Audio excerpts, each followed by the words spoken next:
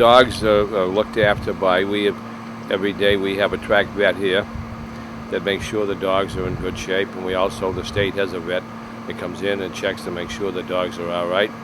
We have the state police here to make sure that everything is run according to what the rules and regulations of the State Racing Commission are. The state police, they also check the kennels to make sure that they're up to standard, and to make sure there's no abuse of dogs, and to make sure that they're taken good care of.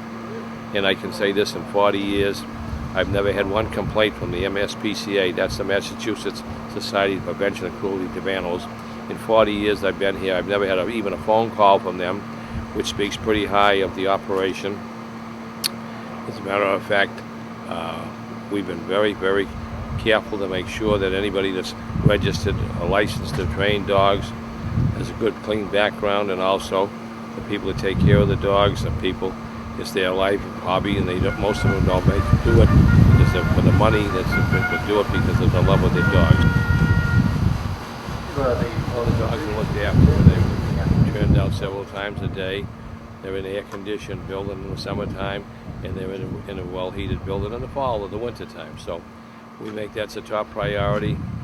They're taken well care of. They're well-fed, well-trained, and looked after. And the state police, they watch and check everybody, has to go through a background check.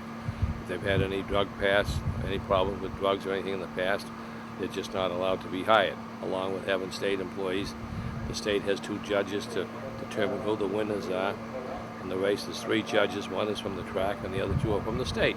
So it's really, the state has an awful lot to do with the regulations of what goes on at the dog track.